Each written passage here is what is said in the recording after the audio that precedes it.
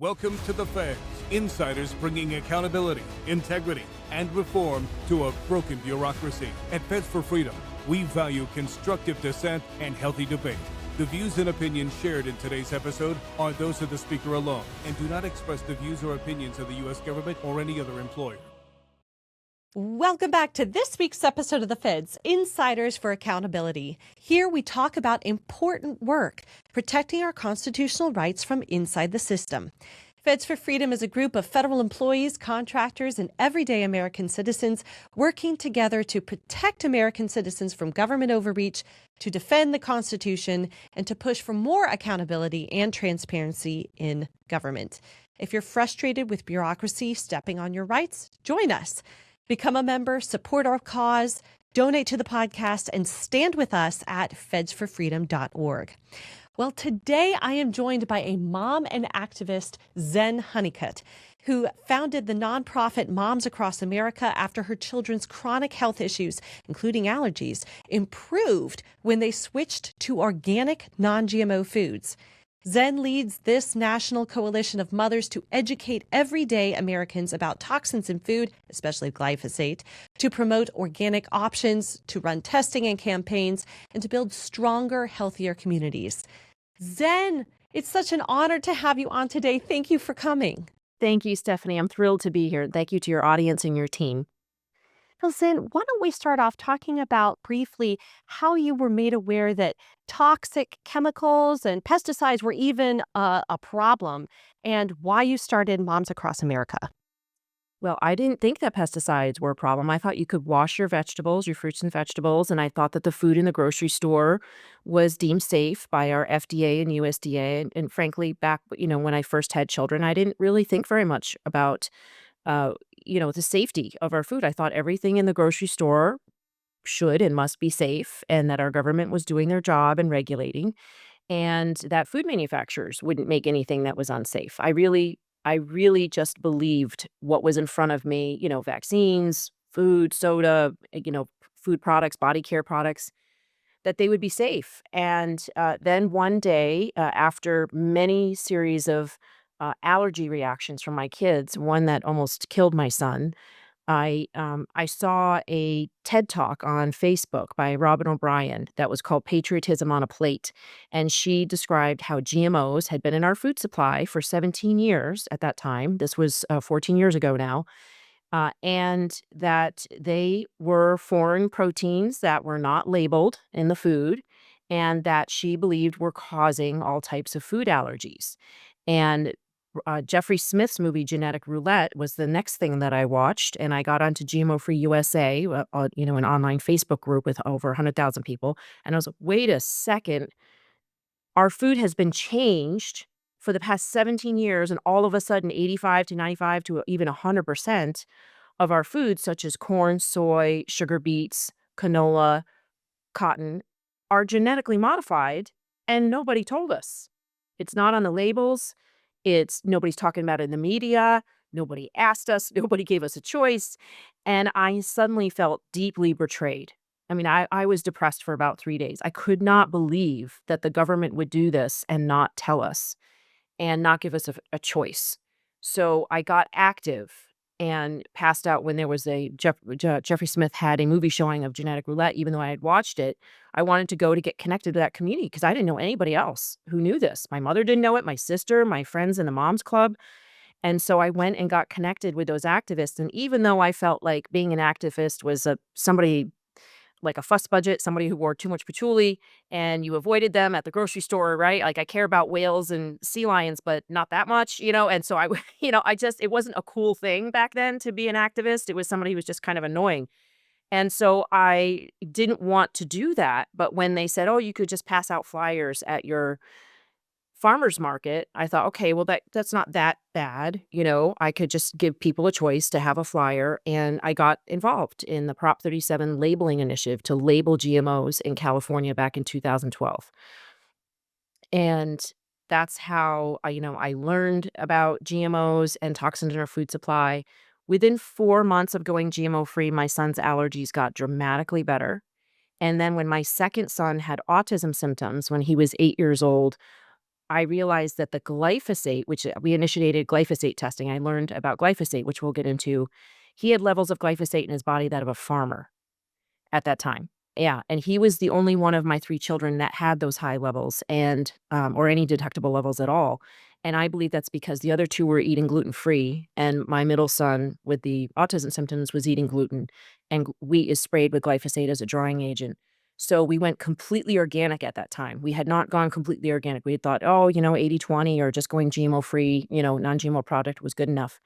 But we went completely organic, and within 6 weeks, his, autism symptoms went away, and his levels of, glyphosate were no longer detectable.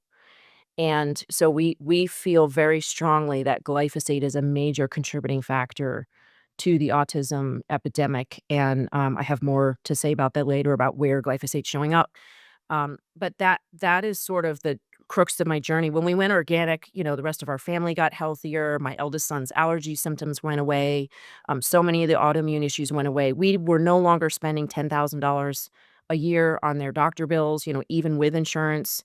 So over the years, we've saved at least $100,000 in doctor's bills, and we set out to raise awareness about GMOs and glyphosate. And I created Moms Across America in got the idea in 2012, launched it in 2013. Within 3 months, we had a reach on Facebook of over 300,000 a week, and the invitation was to join into 4th of July parades, a very patriotic, family-friendly, affordable, accessible event, and we had 179 groups join into, parades in 37 states, and we reached thousands locally and millions nationally in a single day, and went on to have 600 leaders create over 1,000 events in all 50 states within the 5 preceding years. And so, I believe our moms have been at the forefront of causing the shift in the food supply from to organic, to the tune of 20 billion when we started to over 70 billion today. So Wow, more that's than triple. incredible, Zen. Oh my goodness. Yeah. Y'all have done so much. You've done put out such great material, raising awareness of the issues with glyphosate. Now, glyphosate is just one of many pesticides, but is the most commonly known one because of its use in the weed killer Roundup. But glyphosate has widely been recognized as a cause for major chronic illness, including non Hodgkin's lymphoma, cancer, for people who've come in contact with it. President Trump just recently put out an executive order protecting the manufacturing of glyphosate, a known poison for crops, in the name of national security. What were your first thoughts on that executive order? I was disgusted. I literally felt sick to my stomach, and I posted that on X, that this act will not only make Americans sick, it will poison, kill, and sterilize millions of Americans, because that's what glyphosate has been doing, and will continue to do. And it's extremely unfortunate that our president made the decision to protect, Monsanto slash Bayer in this way. And it was I really felt like it damaged sort of the bridge of trust that the Maha movement was building between the government and the grassroots. It was a turning point. It felt like a timeline shifted, like a major world event, and it was deeply saddening. Now, what is your understanding of the policy that was actually made in this executive order? So my understanding is that this policy was to, as you said, protect glyphosate production, but not just protect it, move it to the United States. And I do understand the business aspect of this. Moms Across America is actually the one that tweeted that 85.7% of glyphosate that is produced in China. And, it was Robert F. Kennedy Jr. that later spoke on the Joe Rogan show that revealed, and I've confirmed this, looking up the sources too, that 99% of the glyphosate that American farmers purchase is also from China. It may come from Bayer, but Bayer actually has production facilities in China. So I understand that President Trump does not want to be heavily reliant on China for a agrochemical that is used to the tune of 280 million pounds a year in the United States on our food and feed crops, and 20 million pounds on our parks and playgrounds. I mean, I used to live in Orange County alone, and I looked up the pesticide department, or the regulation, the pesticide department, regulation department in California, and it showed that in Orange County alone, they used 65,000 pounds of glyphosate just in that one area alone in one year, right? So we have been like alcoholics, just addicted and drunk on glyphosate for decades now. And Trump sees the risk of being so heavily dependent on another country for an herbicide that our farming system has so heavily used. Now, I don't want to say dependent upon like many other people are saying, right? Because dependency implies that it's absolutely necessary. And that's what's being implied by many in this administration, that our farmers need glyphosate, otherwise the farming system will collapse, and we will all starve. Can can I counter that for a moment? Yes. so so the fact is that farming practices are a choice. Cancer is not. A miscarriage is not, right? Autism is not. And farming practices can be changed in one season, right? It can't be changed mid-season, it's that's impossible, but each year farmers have a new opportunity to choose how to farm and what to farm. They could change their crops. They could change from soy to hemp. They could clean up the soil. They could have a highly necessary crop which can be used for building materials, paper, fabric, food, all kinds of, hemp can be used for alternative plastic, all kinds of uses. And, um, and they could also change, if they don't change the crop, they can change how they farm. It's called regenerative and regenerative organic farming. And so there are other ways to farm that do not utilize glyphosate, and we have historical evidence for this. Glyphosate and GMOs have only been used for the past 30 or 40 years. It hasn't been since 2002. So, only 2 decades since glyphosate's, 20, less than 20 years that glyphosate has been used as a drying agent. Before that, for thousands of generations, we have not used GMOs and glyphosate. Look at the populations of China and India. They are the most populous countries in the world. They fed their populations and they grew without GMOs and without toxic chemicals. And so it's only been the phenomenon in the last 30 or 40 years that these GMO seeds, which by the way are marked up by 375%, the manufacturers genetically modify these seeds and then require the farmers to pay 375% more for these seeds. They can't replant these seeds. They have to plant them again every year, and they have to get crop insurance dependent on the GMO seeds and using the chemicals, the glyphosate and the 2,4-D and the dicamba and all of these toxic chemicals. So basically, they have trapped, so to speak, they can get out of it, but they have, so to speak, trapped the farmers on a toxic treadmill of chemical cocktails, which is heavily uh, reliant, or we should say, which is, heavily uses glyphosate. 80% of GMO crops are engineered to withstand glyphosate. So it is right? And 85 to 95 to 100% of our commodity crops are GMO. So you can see the problem here, right? In addition, Yeah. many of the banks won't insure the purchase of these seeds, which are utilized on, say 10,000 acres for these big commodity farmers. Um, they won't insure the crop seeds, the seeds and the crops unless they are GMO. So there's a system set up, right? Because they've been duped. They've been told that the GMO seeds are, genetically engineered to, for drought or to resist, stark weather, or, pests and, those types of things. So the the financial system has also been set up to work against farmers' choice. And however, there are many farmers who have done this, who have broken out of the system and who have chosen to break away from the GMO farming. And, we'll get into that in a bit. But what I want to say one more thing about the executive order.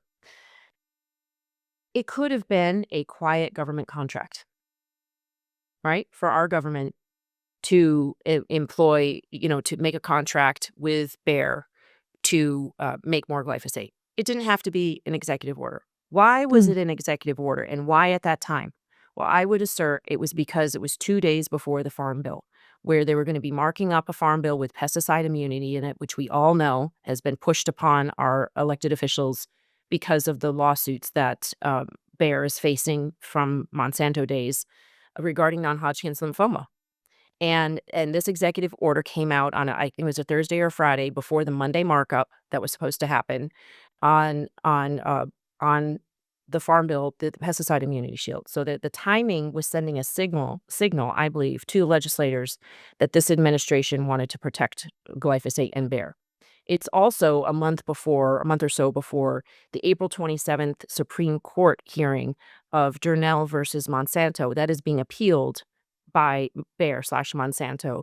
And I believe this administration wanted to set up um, a signal to the Supreme Court to also give Bayer immunity. And I said so publicly, and I said, by the way, that would be illegal, right, for the Supreme Court to, just see on social media or, see in the press that the executive order was done, right? That's not a like, and to be Yes. swayed by that. So then what happened right after that, they put out an amicus brief where the government actually told the Supreme Court that they want their opinion is that the Supreme Court should give immunity to Bayer. Yeah. Yeah. Wow. So, yes, and so I believe that this administration has completely sided with or is being coerced by the, the very powerful lobbyists and, chemical companies, which are primarily Chinese.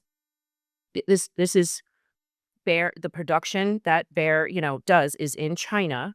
99% of the glyphosate that we purchase is Chinese, so the people who are pressuring our government to make these decisions are primarily Chinese, of Chinese interests anyway, I should say. Could be it's a German Yes. company, but they have of Chinese interests. The administration seems absolutely out to lunch with what average American citizens truly want. Because if you look at the survey data, it's showing that over 50%, I mean, we're talking 80% of people believe that the insurance companies and the government have more say in their health care than they do. And 76% want to take their own, the reins of their own health. They want to own their own health. So they're completely out of touch with what average American citizens are wanting. It's bizarre. Yeah, it's a bubble. I believe it was Marjorie Taylor Greene posted yesterday that she called Thomas Massey, Representative Massey, and he said, "Hang on, I'm grocery shopping. I'll call you back." And she posted, when do you think the last time was that Donald Trump grocery shopped? Right? Was in a True. grocery store, right? And shopping for himself. So, you make a good point that once somebody gets to a certain level of political power or, any type of celebrity, they just naturally, it may not be intentionally, but they naturally become out of touch with what's happening. The price of eggs in the grocery store, how difficult it is to find parking, how kids breaking down and having meltdowns in the grocery store because they have autism symptoms, right? Or allergies.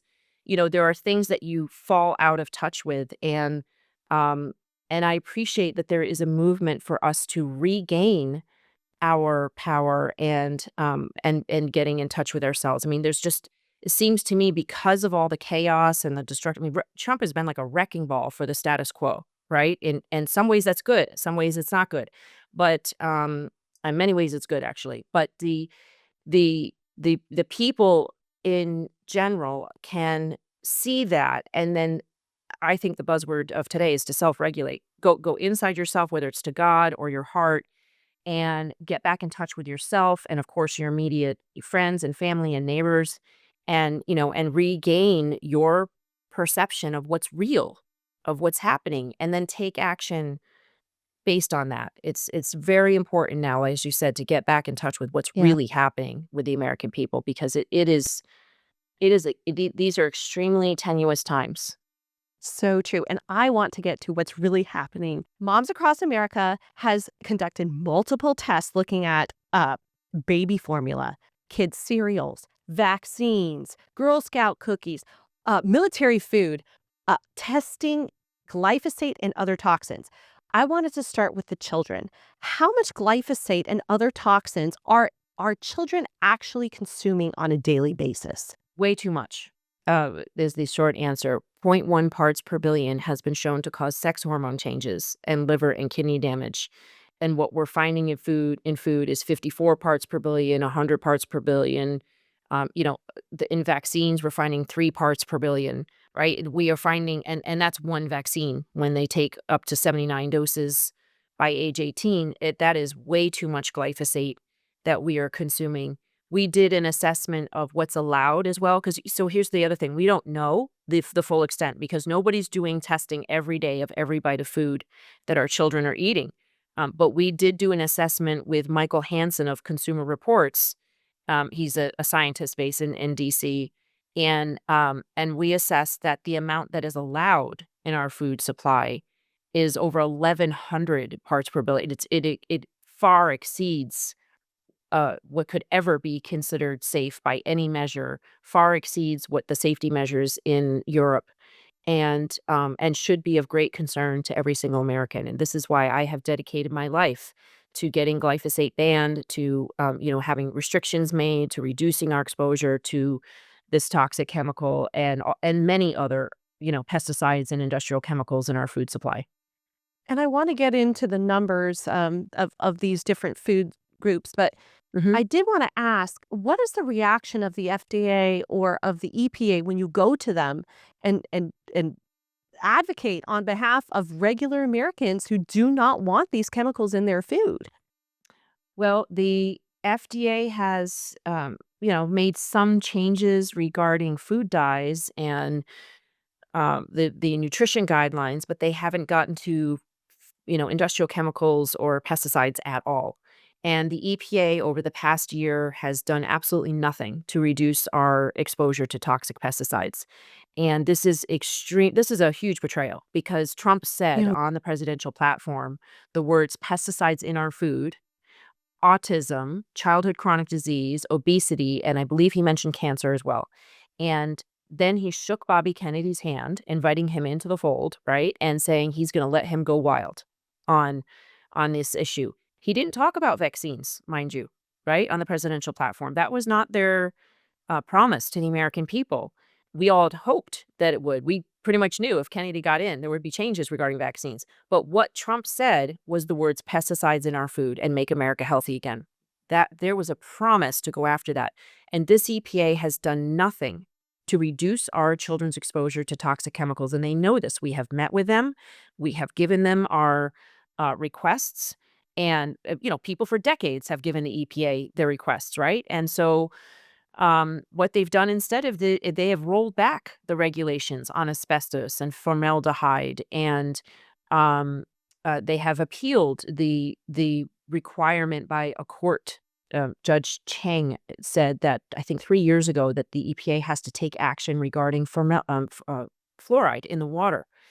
They approved 2 PFAS pesticides. I mean, it is insane to improve PFAS pesticides. We already have 62 PFAS pesticides approved by previous administrations, and they destroy the soil. They remove the farming legacy. The farmers can no longer purchase it. We've met with Shelley Pingree, one of our representatives, who said that Maine has to buy farmland from the farmers because nobody else will buy it because it's contaminated with PFAS pesticides and the farmers can't farm it anymore.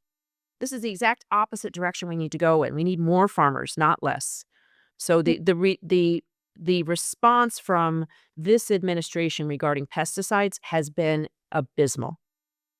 And what do you make of the Environmental Protection Agency not protecting the environment? Well, They're not doing their jobs. I've seen this for the 14 years that I've been doing this. In fact, the first year when we did the glyphosate testing, we initiated the first glyphosate testing in America. Our government was not regulating for it. It had been in the food supply for, or had been used in our environment for nearly 40 years at that point, or 30 years maybe, but it had been used for quite some time, for decades, since 1973. And so it's 50 years now. Yeah. So at that point, it was close to 40 years. And the EPA and the FDA, the USDA, and the EPA were not regulating for levels of it in our food supply, and they were not reporting on it, and there were no lab. I couldn't find any labs that tested for it. So I bugged a farmer friend of mine for a year. He was the person I learned about GMOs and glyphosate from, and he found a lab owner who would test for glyphosate. And it turned out the reason why he would do that, he tested for glyphosate in tap water, urine, and breast milk for us, was because he used to work at Monsanto, and he helped develop the screening technology to test for glyphosate. So he's like, "Oh yeah, I could do that." He hadn't been doing it before, but he could do it, right? He had the technology for that. So it was a screening test, and he screened for glyphosate in tap water, urine, and breast milk for the first time in America. And we found levels of glyphosate in breast milk 3,000 times higher that has been shown to cause kidney damage, liver damage, and sex hormone changes in animals. And we found it in 90% of tap water and urine. And so, that initiative happened because this man used to work at Monsanto and wanted to work differently, right? So I never discount somebody for their past. Nancy Beck, Kyle Klunkler, Doug Troutman in the EPA right now. Yes, they have strong ties to the chemical industry. They're some of the biggest chemical lobbyists out there. They will probably continue to support, and as they have been this past year, the chemical industry. But at any given moment, they could change their minds. They could say, the past is what is going to support me in creating a new future, right? Their knowledge about how um, corrupt these chemical companies have been, and how harmful their products are, could actually give them a change of heart to go in a new direction. It's possible. It's possible.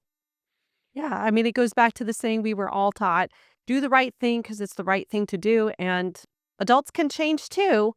So, I wanted to go into, like, Girl Scout cookies. You recently came out with some finding in Girl Scout cookies. Yes. Yeah. I promptly sent those findings to some friends who were buying their cookies at the moment. So tell us what you found out.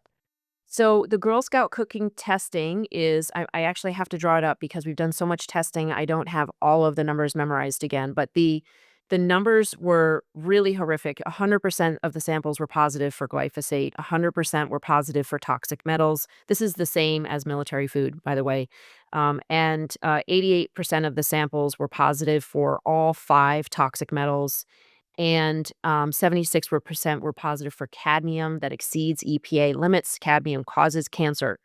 And 96% of the samples were positive for lead. There is no safe level of lead. So this is extremely concerning because our girls are selling, they're being used to sell highly processed, toxic food products to the people. Mm. And this was not the intention of Girl Scout cookie sales. The beginning, the origins of it was that their grandmothers and mothers taught these girls how to bake cookies and to sell them fresh, homemade cookies, right? To learn a new skill, to decorate them, to be creative, to be entrepreneurial, and pricing them and laying them out and displaying them, to do marketing, to connect with their community and say, "Would you like to buy some cookies that I made?" Right? Being proud of their productivity. That has completely changed and been taken over by highly processed corporations. They make, like, I think it's like $800 million a year or something like that. It's some ridiculous amount of money. And the CEOs, rake in all that money. The girls get, I think it's like 75 cents or $1 a box that they sell for 5 or 6 or $7. It's ridiculous. And we found the same type of toxicity in school lunches, fast food, and military food, anywhere from 95 to 100% positive for heavy metals, toxins, pesticides.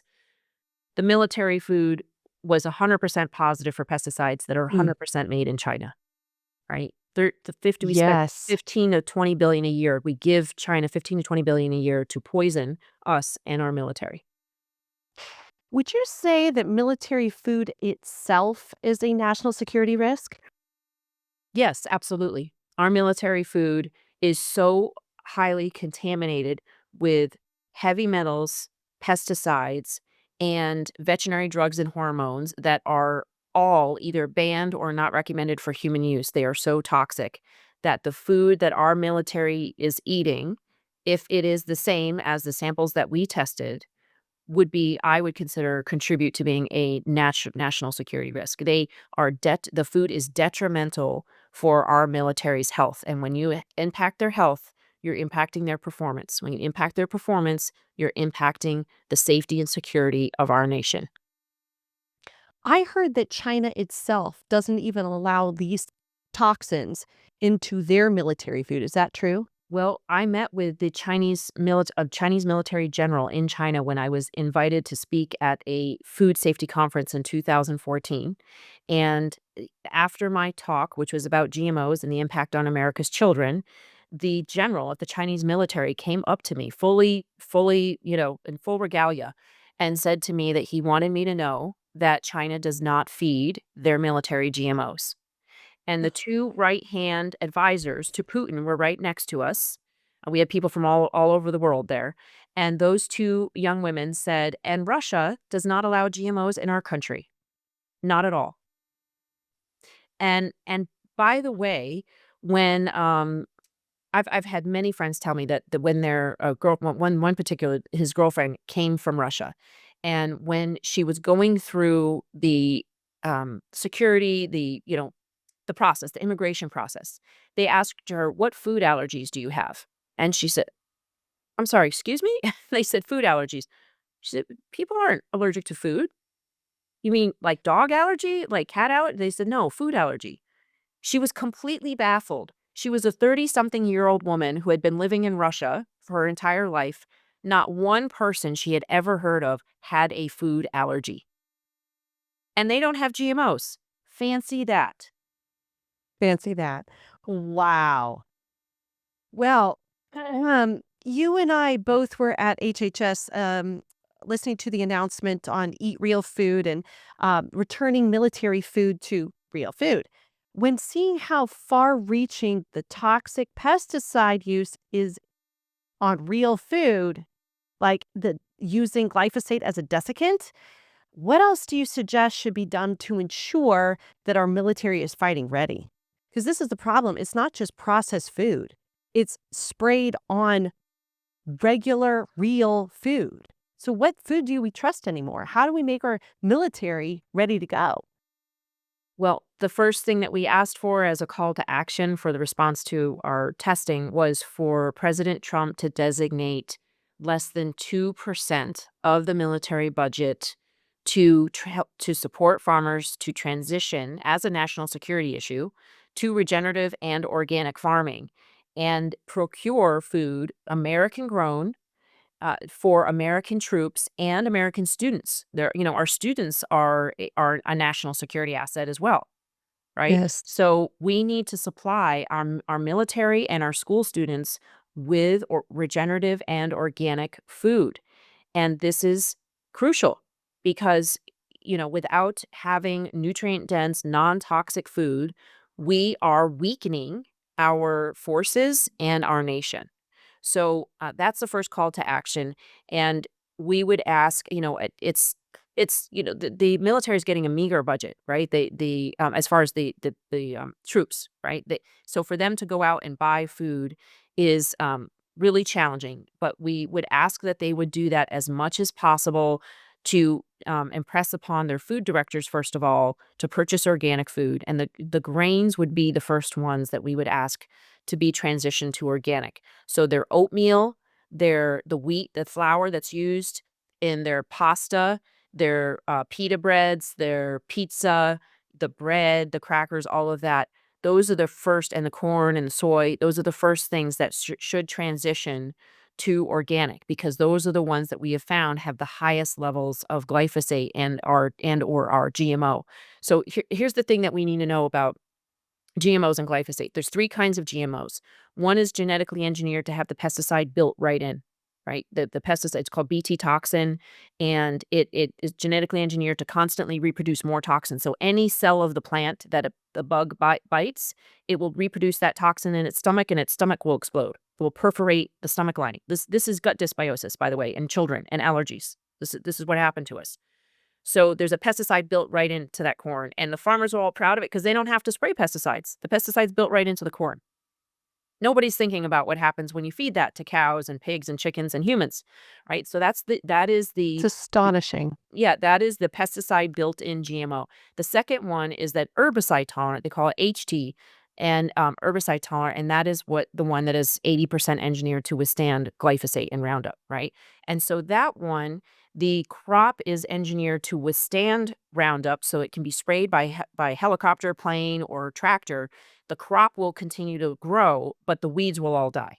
Right. And by the way, it kills everything else in the soil too. The earthworms and the microbes and the soil organic matter, right? It's destructive to the soil. That's why so many more pesticides, fertilizers are needed. They do need to do more and more fertilizers because glyphosate is killing off the micronutrients in the soil. So, and in the crop.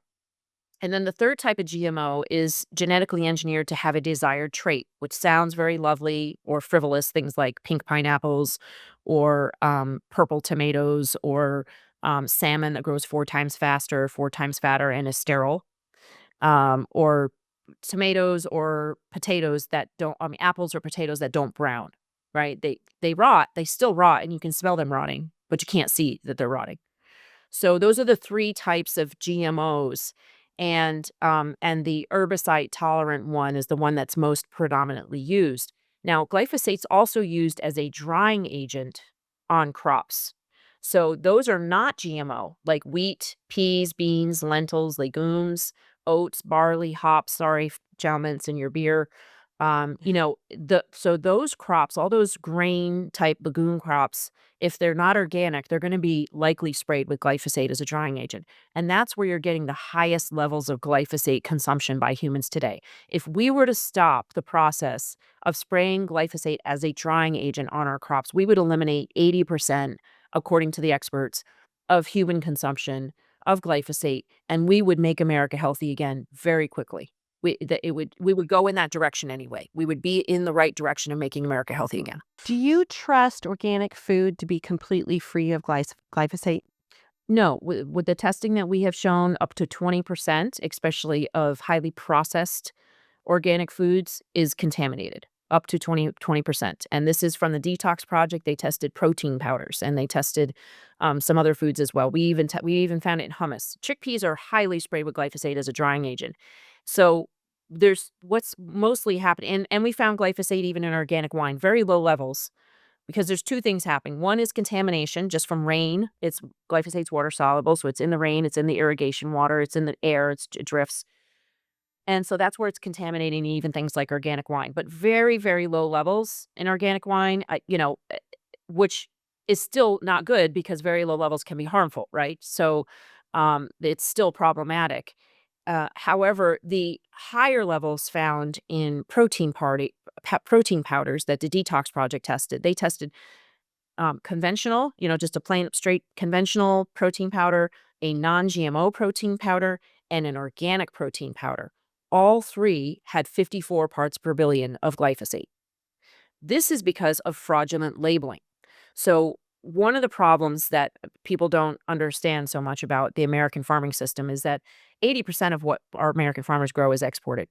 Only 20% is consumed by Americans here. Yep, is used by Americans and consumed by Americans here. 70% of the soy that we grow in America is exported to Asia for animal feed and soybean oil. However, 80% of the soy that's used in organic food for Americans to eat, such as veggie burgers and protein powders, 80% of that soy is imported. We're importing it from Turkey. Does this make sense? And it shows up Why at is that? it shows up at the Long Beach port in California. This has been documented as conventional, and then ding, all of a sudden it's organic, and that container of soy is worth $2 million more. So So who that's how regulates this? what's that?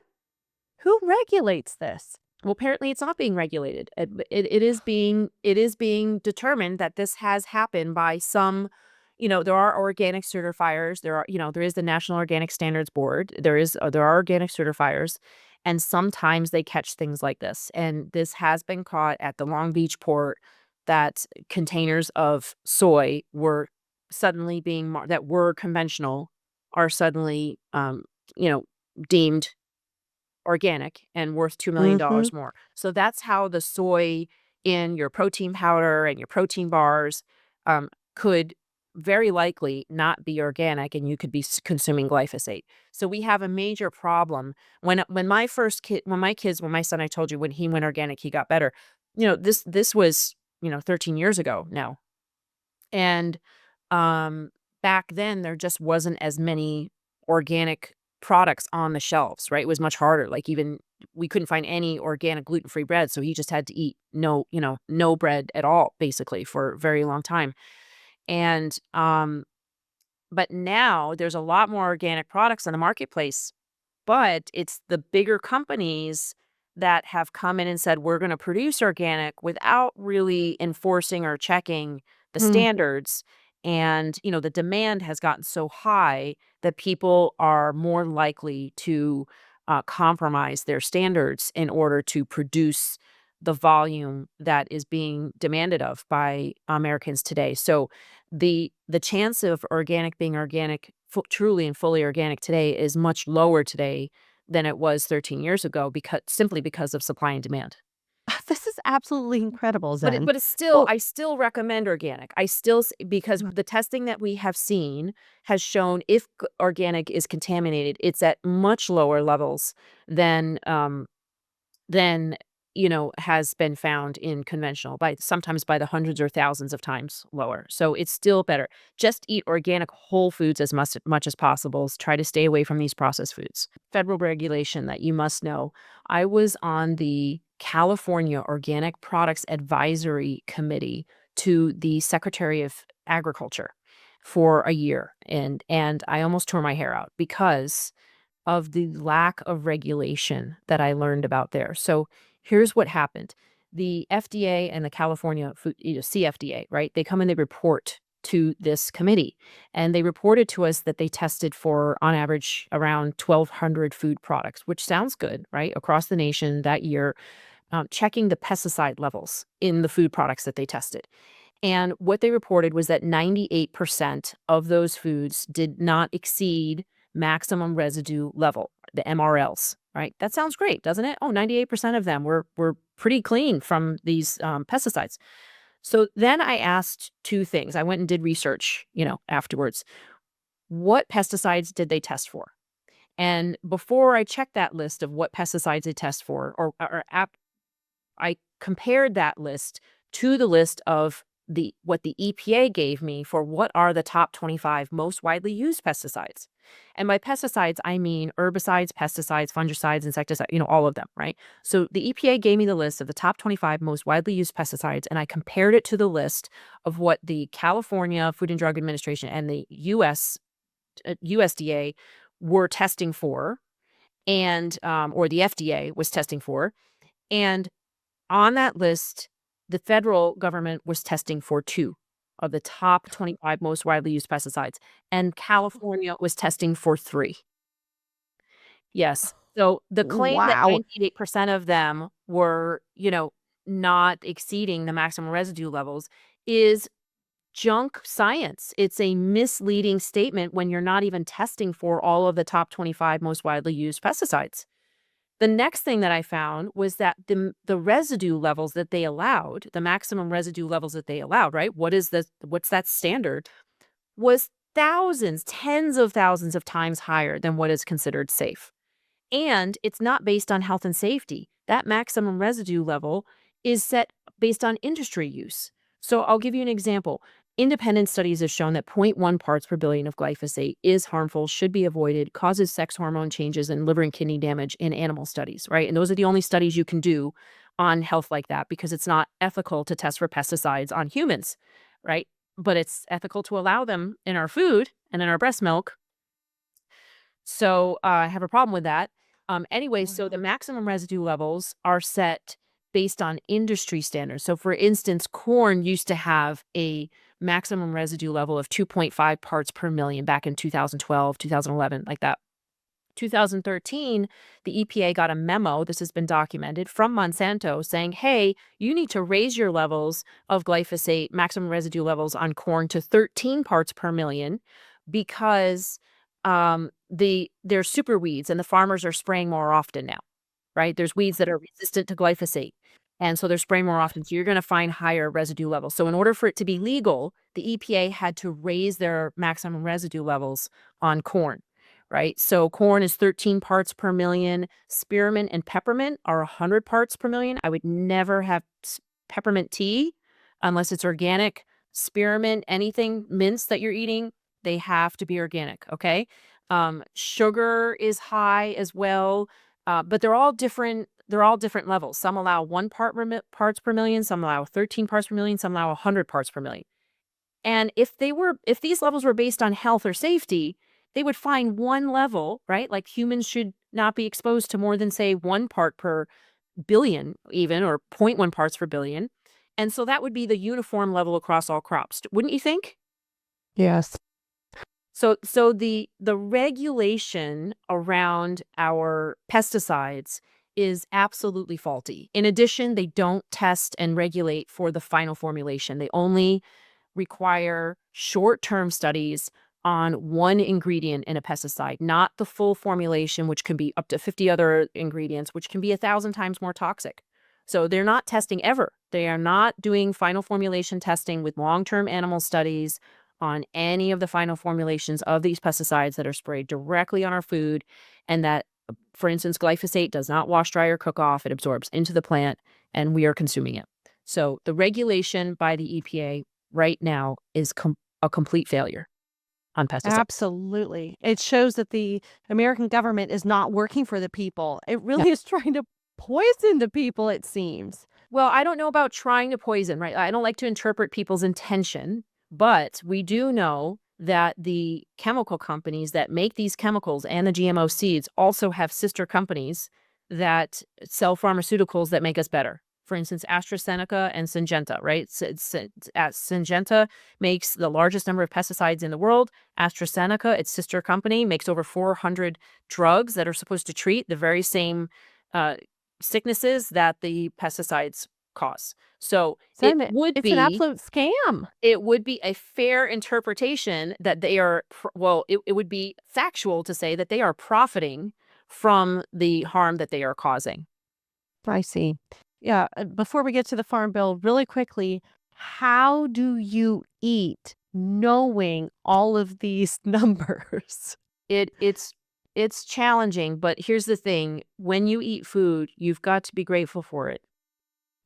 Your thoughts about your food and how the energy in your body when you eat food affects how your body processes it and whether or not you get sick. So no matter what you Mm. eat. Please thank God, thank the lives, thank the people, the animal lives, the plant, all that for that food. Be grateful for it and tell your body that this is exactly the food that you need to be nourished and to grow. Okay? No matter what you eat. Now, but please stop eating so much junk food because that definitely does impact your health and contributes to behavioral issues, learning issues, health issues, and reproductive issues. So when you choose food, choose whole food as much as possible. Like this means choose the apple, not the fruit roll up. You know what I mean? Mhm. I usually choose beef when I go out to restaurants because the animals are so much bigger. They have 4 stomachs and they have, organs that can filter out the toxins more. And the testing that we have shown, beef has lower levels of the toxins. Chickens, I never eat chicken out unless I absolutely know it's organic and pasture raised, because I've gotten way too many UTIs because of um, uh, the um, the antibiotic use and the pathogenic bacteria in chicken. And plus, I just know too much about it. The levels of arsenic are so high in chicken feed that one of our mom's husbands had to get a hazmat license in order to transport chicken feed. What? That's how toxic chicken feed is. Yeah. Our moms Oh, they wow. come to us with all kinds of information across the country. Moms talk, okay? And we let the They sure truth do. be known. And also when a worried mom does better research than the FBI. According sorry, feds out there than the FBI, but a, Yes. a worried mom, that's the phrase, and we have that as a t-shirt. We will research, we will find out the solutions, and we'll do that. So anyway, I eat beef, I eat whole foods, I try to eat steamed vet or grilled as much as possible if it's fish or vegetables to avoid the seed oils. I don't eat anything with food dyes in it. I try almost to never eat fried foods. It's just not good for you. It's the wheat and soy and the seed oils. So it's whole foods as much as possible. And for me, that's often times Indian food or, just like a steak and potatoes and, broccoli, that type of thing, like basic whole foods when I eat out at restaurants or, yeah. This is such good information. Thank Oh, you, Zen. I'm You so have glad. done your You've done your research into so much, and you've done your research into the Farm Bill. So let's talk about that right Yes. now. What Yeah. are the most concerning aspects of the Farm Bill? I mean, we've got pesticide liability shield. We've got local authorities being thrown under the bus by the EPA yeah, elevated EPA standards. We've got a bunch of things going on here. So, what are the most concerning parts of it? Okay. Before I get to that, I just want to follow up with one more thing. The other Mm. thing you need to do on a consistent basis because of the toxins in the food supply is detox on a regular basis. Mm.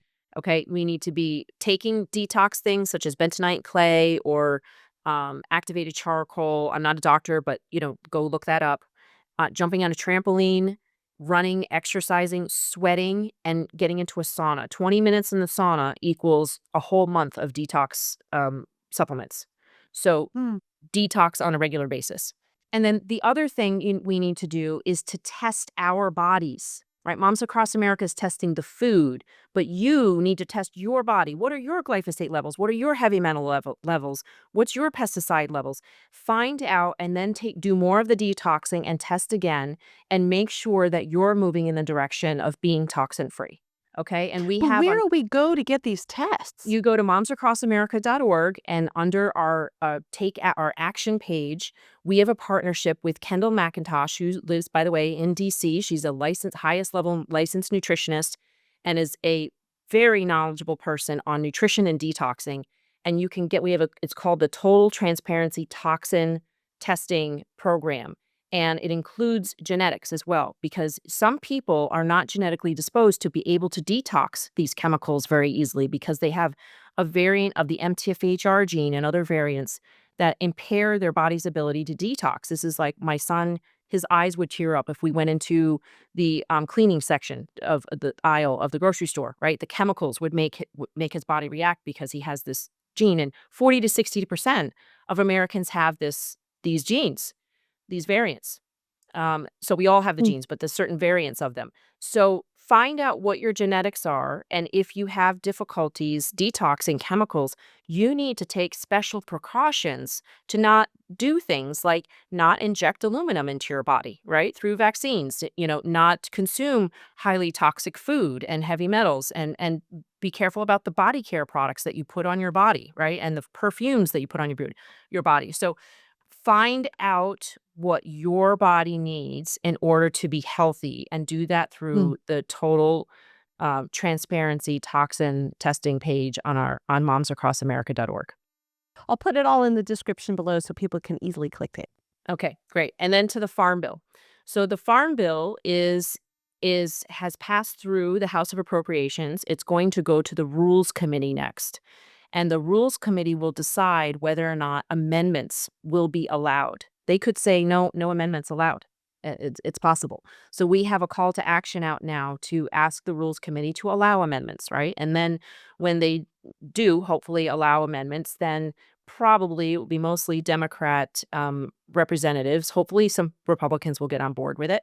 But they will ask for amendments to be made on certain sections, which I'm going to go over. Okay. And so in our call to action, and there's many other organizations that have calls to action as well around this, like Organic Consumers Association and Stand for Health Freedom um I believe GMO for USA. And there's many other organizations that are doing this as well. So section 10202 needs to be stricken from the Farm Bill because it requires the EPA to coordinate with the USDA and weigh economic viability in pesticide risk and safety decision making.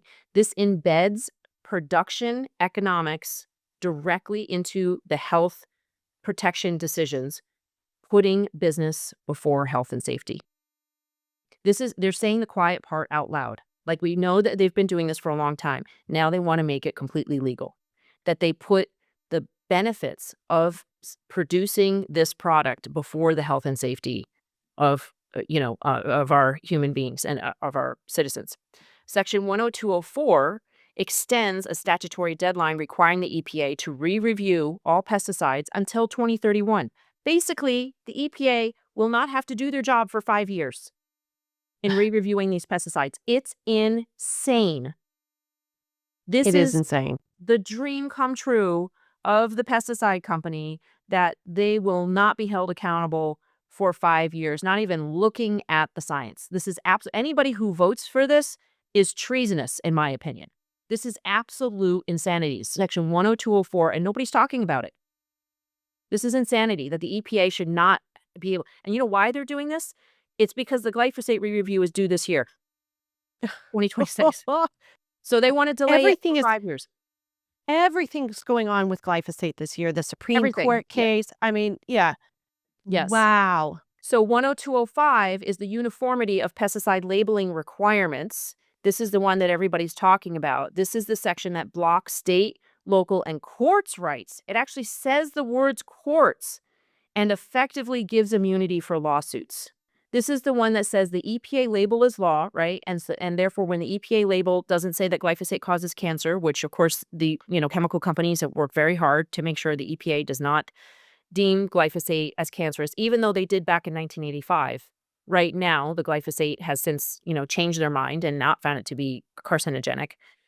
So when the EPA label doesn't say that it causes cancer, when my friend goes to sue Monsanto because her dad sprayed glyphosate on their patio to prevent weeds, and her dad and her son got cancer, back then she could sue. But if this were to happen again to your family right now, if this passes, you would not be able to sue and gain any type of compensation for the millions of dollars that it costs to treat cancer.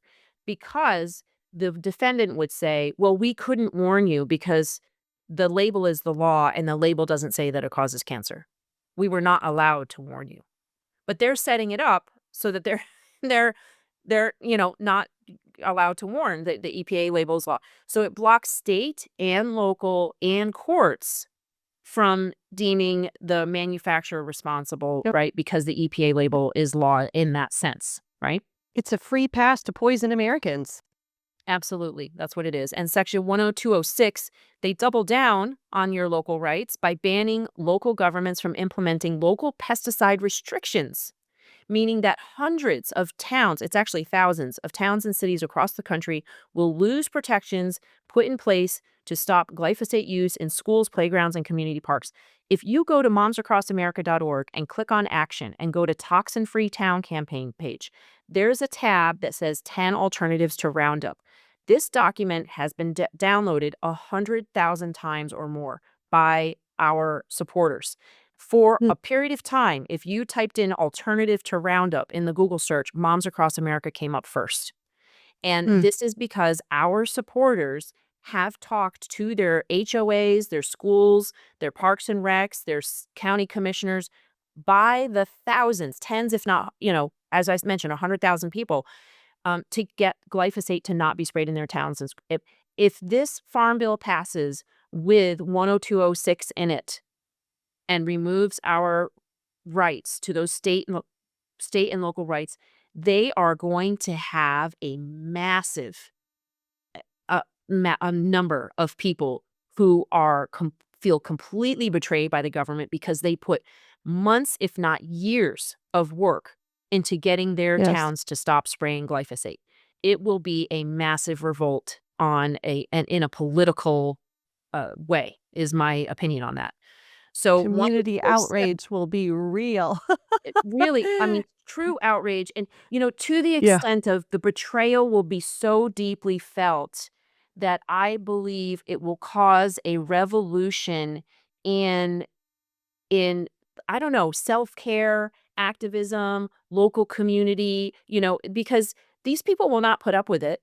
They're not going to put up with glyphosate continuing to be sprayed on their parks and playgrounds. They are going to go and re-educate these people again. And they're going to choose, I believe they're going to choose not to, even if this, many of these people will choose not to, even if this is allowed.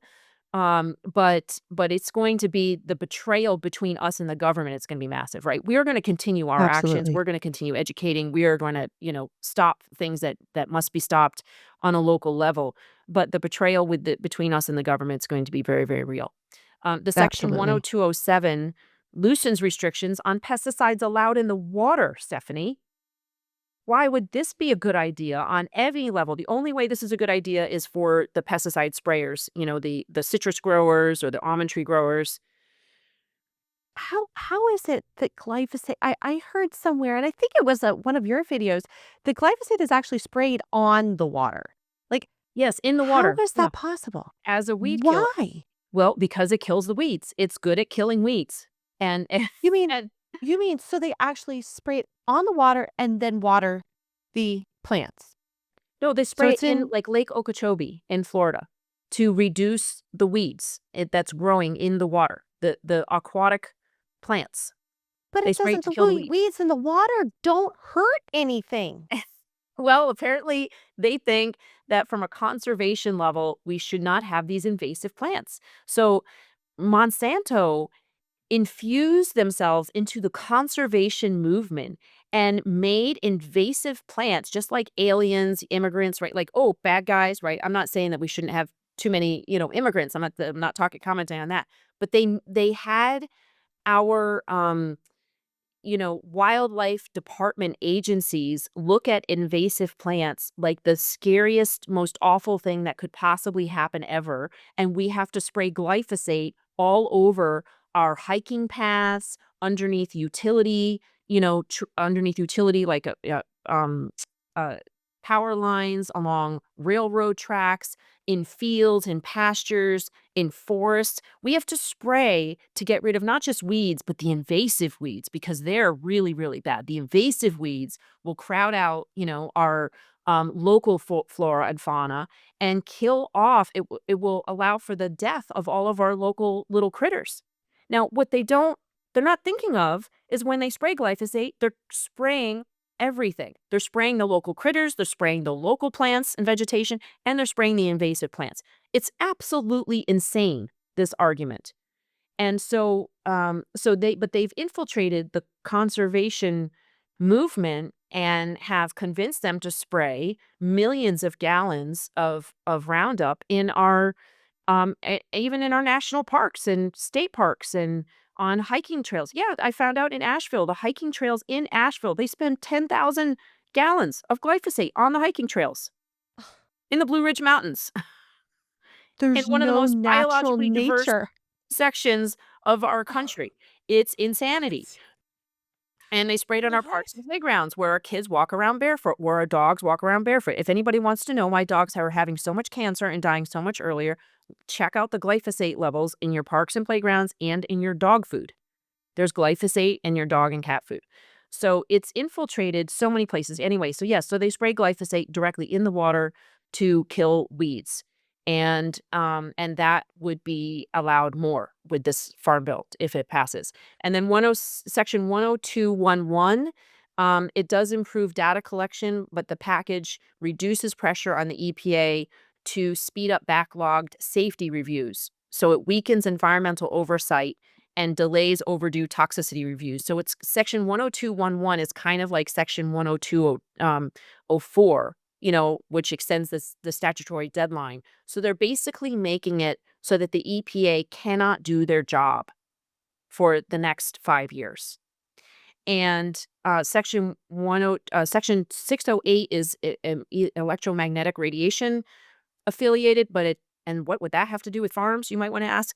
Well, what they're doing is they're setting up cell towers in farmlands because they want the tractors to track every, ounce of glyphosate that's sprayed, every pest or bug that they zap with lasers. They want to collect data from these farmers. They want to know, what are the farmers doing and how are they doing it? How much pesticides are they using?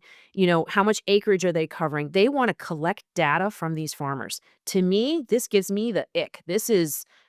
If I were a farmer, I would not be wanting the government to be collecting all of this data. But in the way that they collect this data is they set up the 5G cell towers and they make all the tractors And all the, pesticide applicators track all this data, and then they download that data and the government uses it. And Section 608 promotes the use of this wireless technology, and Section 6302 promotes precision agriculture, which is, as I just mentioned, these 10,000 acres where they've got these huge tractors. It's useful for these big farmers, but not for the small farmers at all. Mm. And these big cell towers have been found. I just talked to somebody yesterday about this who said that the numbers are showing, this is out of France, a 20% decline of cattle in the areas where there's a cell tower. 20% loss of their cattle. They die because they're next to a cell tower. 20% loss of anything is going to be more than half of your profits. Most people, the profits are 35%, right? So what happens if you suddenly lose half of your salary? You're going to go out of business. And that's what's happening in America today. 73 farms a day are going out of business. We have a farming existential crisis in America today. And they want to make it so they can put cell towers up to collect data from these farmers that's going to kill 20% of their cattle or their sheep or their pigs.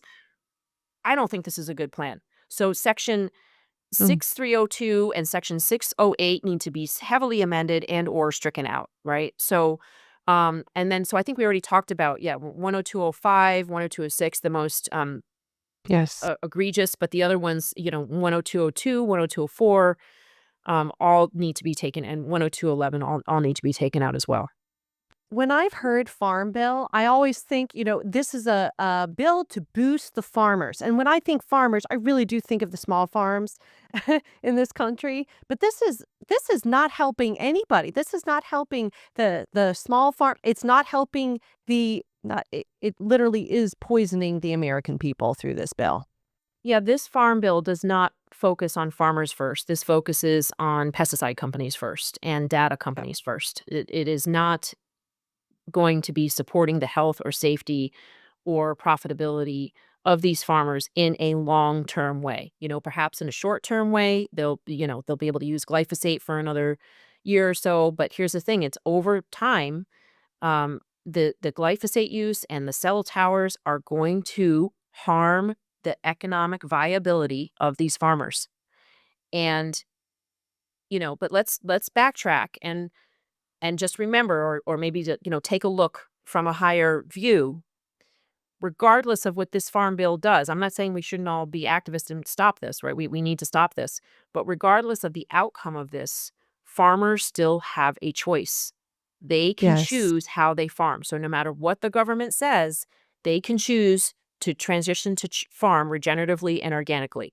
We at the grocery stores, many of us, not all of us, can choose to buy organic. But that's the problem. A lot of us can't afford it right now. So Americans will be harmed by this decision making if farmers continue to farm in a toxic way. Now, let me give you one example of one farmer who said enough is enough. Okay.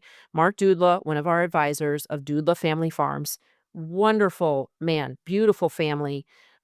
He was a fifth generation farmer, or is. Mark Dudla is a fifth generation farmer. Now, his father, fourth generation farmer, did farm conventionally for about 20 years, right? He used the GMOs and the agrochemicals, and he got cancer, a horrible, like flesh eating cancer. And when he purchased the chemo and had it sent to his house in order to extend his life, they saw the label on the box. The brand said Bayer, the same name of the company that sold them the agrochemicals that gave him the cancer, was then selling them the chemo that was supposed to make him better. They spent $1 million on this chemo that extended his father's life only 3 years. And it was a horrific life, right? With wounds and pain. And so that's when he said, I'm not going to do this to my kids and my grandkids. I'm going to switch. So he switched to regenerative organic farming. He's more profitable now. He's selling beans and corn and grains to schools and directly online. You can find him at doodlefarms.com. And they give a percentage back to moms across America. And they're really lovely because I want them to just keep it all, right? They need to be profitable. And so it can be done. And Rick Clark, who's featured in the movie Common Ground, which I'm also in, he says in the movie that if the farmers switch to the way he farms, which is regeneratively and pretty much organically, he doesn't use any glyphosate anymore. The government would save $120 billion in government subsidies. And he says in a PowerPoint at, I think it was Acres Farming, presentation, that he personally saves $2.7 million a year on his, I think it's 10,000 acres, by not purchasing inputs, not purchasing glyphosate and 2,4-D and dicamba and paraquat and all these toxic chemicals, right? And fertilizers, because he doesn't need to. The way he farms regeneratively and organically is more profitable. I just talked to some farmers in Iowa. Michael McNeil in Iowa is just there in Fairfield, Iowa. There's a farm, couple thousand acres there. She didn't have the exact number, but she said that farm with a couple thousand acres conventionally supported one family. Now they're farming regeneratively and organically, and it supports 5 families. So there is hope. Whoa. This is the direction that we need to go in, is regenerative So organic farming. that's extreme return on the investment of Yes, their time and resources. absolutely. And it's being done right now. So I believe we are unstoppable in going in the direction of health and safety. We are. I believe overall we are going to win, but it is messy right now, and some things might get worse. Some people might be really hurt in the meantime because these big powerful corporations are going to try to prevent people from speaking out and from taking action and from changing things. They have a legal obligation to their shareholders to increase profits, not fold up their, pesticide division because they're Mm. hemorrhaging hundreds of millions of dollars, um, you know, or billions even to payouts for lawsuits, right? They have a legal obligation to try to stop that. So sometimes that results in shady behavior. Now, I hope that it happens sooner rather than later, but I do believe that you cannot stop this movement. Like people say, oh, but that Maha is crushed by President Trump's glyphosate, executive order. Yes, our trust has been crushed in that way, right? It could be regained, but so far, right now, the trust is crushed. But Maha itself is not crushed because you cannot crush the commitment of a mother or a parent to the health and safety of their children. That is forever. That is going to keep going. You cannot stop us. We will make progress. Every single day, I get requests from other organizations and companies that have solutions. I've got, for instance, um, a I've got an organic MRE company they're making regenerative and organic military meals. And I have to try it. This one, I'll probably have it for lunch. It's bison chili, right? So there are solutions out there that are available. There's crop boosting. Harmonics has a crop boosting technology with a chip with 300,000 plant frequencies in it that goes into your irrigation water, sends plant frequencies to your crop, and boosts your crop by 20 to 70% without any toxins, without any Mm. inputs, just plant frequencies. There's a company called Paleo Power that gets this glyphosate out of your soil with ancient bacteria that eats the glyphosate. Right? There's non-toxic weed killers, one called Firehawk. There's all kinds of solutions. And by the way, we have been featured on Feed Your Soil on our page on Moms Across America under Action. It's called Feed Your Soil. That we have farming solutions that's curated and brought to us by farmers and scientists. So we invite people to check that out. What the solutions are there. We can make America healthy again. Reduce the toxins in the soil, in the farm crops, reduce the toxins in your body, monitor, test, and check, and reduce the toxins in your body. And then overall in America, we can make America healthy again. This has been such a great conversation, Zen. You've given us so much information. Thank you for everything that you're doing and going You're to welcome. DC and advocating on our behalf. Where can people find you? You can go to momsacrossamerica either .org or .com. That is our 501c3 nonprofit. We have Monday night Moms Connect calls where you can connect with me in person on the Moms Connect call. And it's a discussion, not a show. So you can ask questions and you can contribute as well. And then you can also go to Yes Ma'am USA or momsacrossamericamovement.org. That is our 501c4 legislative arm where we are championing policy and public servants who put children, health, safety, and America's future first. And I would say Feds for Freedom and the people who are watching are part of those public servants who are putting health and safety first. So thank you so much for what you're doing. I especially want to acknowledge the courage that it takes to speak up from within. Everybody who's watching who is a federal employee, you have a unique opportunity to cause and create change. And that takes a lot of courage. But to do that from within is especially challenging, but an extra special, huge opportunity because the change that you can make from within is systemic. It is federal, right? I have to point out that when I started this and gave, for instance, Genetic Roulette, the movie, to my school. The school principal, this is day after we lost Prop 37, right? We lost the GMO labeling in California. I was so sad. And then I went to my school principal and said, well, can we at least do something about GMOs in school lunches? He didn't believe that Monsanto could be that bad. He said that he couldn't do anything about it. It wasn't his thing. I went home and I cried. And my husband at the time said, well, Zen, you're talking to this one school across the street. The school lunch system is federal. You're playing too small of a game. You need to play a bigger game. So federal systems, right, impact millions. It's 30 million school meals are served a day to children. Federal systems have the opportunity to make the biggest amount of change. That's why school lunches, military food, have hospital food, veteran food, all of these opportunities are massive. So if you are within, you have a unique opportunity. And I call on you to follow God, to follow your heart, to follow your intuition, your integrity, and to speak up and every day find out how you can restore integrity in your job, in the federal government, and have the courage to do the right thing and to speak up with integrity. Thank you so much. Absolutely. These are excellent words. Thank you so much for joining me today and everything that you're doing. Thank you so much, Stephanie. I really appreciate you. Thanks so much for tuning in. Please like, comment, subscribe to, and share our podcasts. I'll see you next week.